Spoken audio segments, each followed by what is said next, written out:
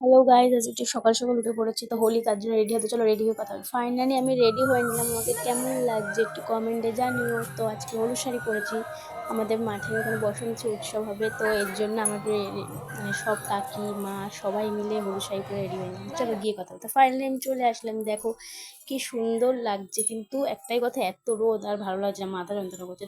তো আবির টাবির মেখে দিলাম, তো দেখো আবির মাখিয়ে দিলাম।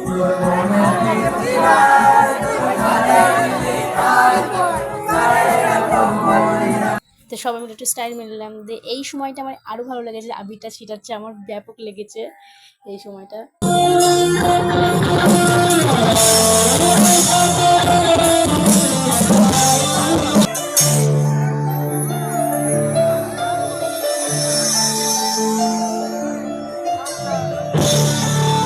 তো সবাই মিলে একটু মজা করলাম, আর আমিও একটু ভিডিও করে নিলাম শর্ট।